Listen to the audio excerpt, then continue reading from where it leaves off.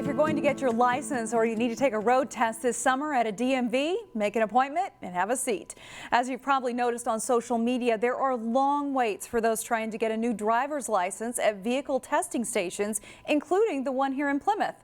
Reporter Sonia Goen shows us what's slowing things down. I've been here since 5:45 this morning. Brooklyn Center resident Joseph Gans got up at the crack of dawn to get a good spot at the Plymouth DMV. I think it's pretty ridiculous for the wait times. It was 1:30 in the afternoon when we talked with him, and he still hadn't taken the road test. Listening to music and the radio, that's pretty much it. Getting to work, I have to rely on my parents. Nick Westberg booked an appointment to take the road test, but even that was a hassle. The DMV was 5 months out. I just want to take the test, get it done with, but had to wait a long time. It's past my birthday by 2 months. And although Nick had an appointment, he and his dad still had to wait. Kind of sucks. A long time to actually take the test. Why you have to wait this long? The test line's in there. He waited 3 hours for the test line, so. The lines inside to take the written exam were also backed up. 3.5 hours. Yeah, and I filled out the online application so that we were ready to go, but it's just they're so busy and backed up. And had to rearrange other errands and appointments. Like, I'm not good at being angry, but like, yeah. But it's irritating. I mean, there's people in there with babies. Summertime is always busy at the DMV. Officials tell me that they simply don't have enough examiners to keep up with demand. There are currently 110 DMV examiners across the state. The Department of Public Safety is hiring 7 additional examiners in the next fiscal year, which started July 1st. This after receiving additional funding during the last legislative session. I think it's improper and it's just unprofessional, to be honest. Sonia Goins, CCX News. A spokesperson for the Driver and Vehicle Services Department says the delays don't affect those renewing their driver's license because they don't require the same type of enhanced review compared to new licenses. Renewals typically take about 2 weeks.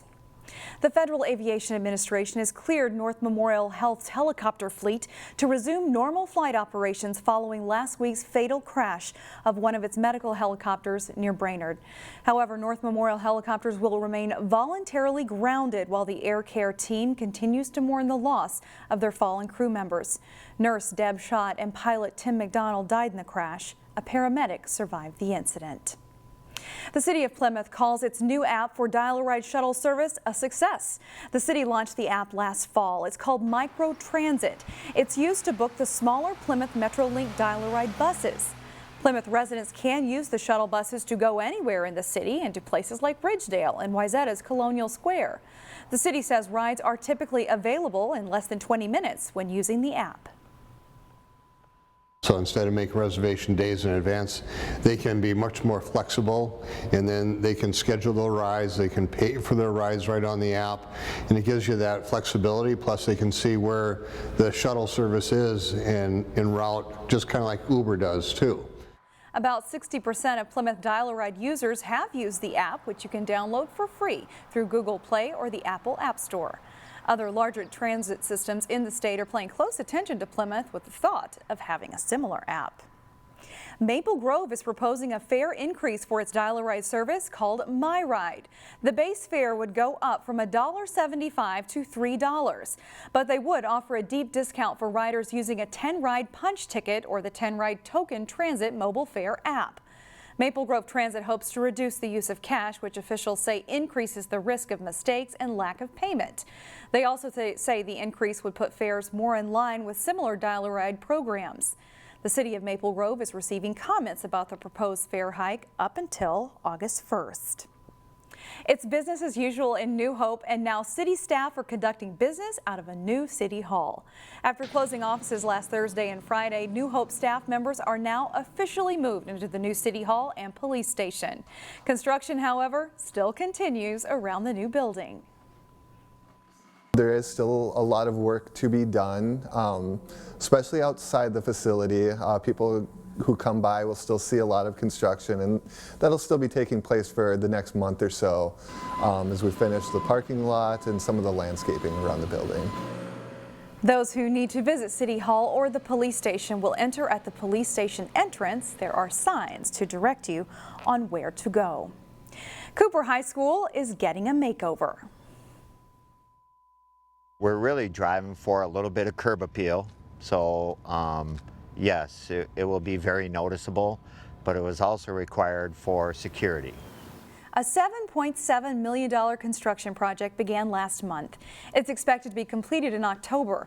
The project has multiple phases, including architectural, mechanical, and electrical upgrades. Cooper's heating and cooling system will be improved as well. There will be better sound and lighting in the auditorium, and that facility will comply with the Americans with Disabilities Act. We want people to walk into Cooper High School and know that things are being addressed to make it more pleasant on that first impression, and subsequently allow them a better opportunity to succeed academically. District officials say they want the school to reflect the positive attributes of the neighborhood.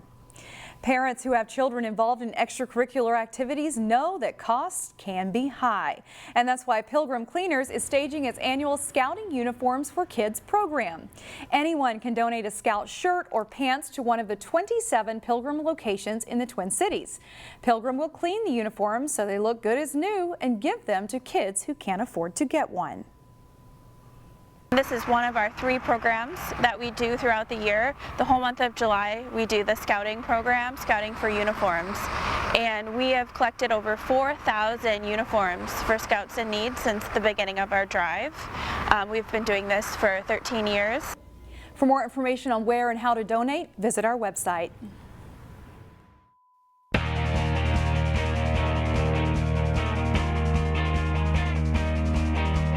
It is the dream of many young hockey players to play in the NHL. That dream came closer for a young goalie from Maple Grove. Ethan Haider, who helped Maple Grove reach the state high school tournament as a freshman in 2017, was picked in the 5th round of the recent NHL draft by the Nashville Predators. He just returned from their prospects camp in Nashville. Haider talked about the camp and about being drafted. It was a dream come true. It's something I've worked for my whole life, and you'd be able to share that with my family at home was just a really special experience, and it's a day I'll never forget. It was awesome skating with everyone else who has been a draft pick or has already played in the NHL or in their American League system, whatever. It was just really cool getting to skate with those high-end guys and just meeting all the team's organization staff and hockey ops, all those people. It was really cool, and being able to explore the city and the arena itself was awesome. Haider played junior hockey for the Minnesota Magicians this past season and will play juniors in Sioux City next season before playing for Clarkson in college. Maple Grove had another selection in the 5th round of the draft as Trevor Janicki was selected by the Anaheim Ducks. Minnesota is a hotbed for hockey, and USA hockey programs are often held in the state. As Jay Wilcox reports, 3 young players from the northwest suburbs match skills with some of the country's best in their age group. It's an impressive group of players. The USA Hockey Girls 16 and 17-year-old National Development Camp in St. Cloud included a healthy dose of Minnesota players. For Wayzata's Sophie Urban, Maple Grove's Tristana Tater, and Breck's Emily Zumwinkle, it's a thrill to be included. I always love coming out of these camps because you always meet so many new people from all over the country, and it's actually been super fun because for the past 3 years or so I've actually had the same girl from Alaska been on my team for the past 3 years, so it's fun to come out here every year and it's good to see her. Yeah, it's a great experience just seeing all your competition all around the country and just meeting new people and seeing their different culture around the country and just meeting new people. It's really fun. Yeah, this is such an amazing experience, to play with girls all over the country. It's so cool. All 3 of the local girls have been to past select camps. With the high level of play, the game moves fast, and it isn't easy to dominate. That's all part of the learning curve. Yeah, I think it's just all about moving the puck, creating chances for your teammates, and everyone knows they're good out there, so you just gotta play with the good players and make plays. Yeah, I think it makes everyone make their style of play go faster, which makes it difficult, but also at the same time makes you a better player. Whether it be USA hockey reps or college coaches, plenty of eyes are focused on the players. That can be nerve-wracking, but the local girls say it's all part of the experience. It definitely does add a little bit of added pressure, but I do try my best to just ignore them and just go out there and have fun.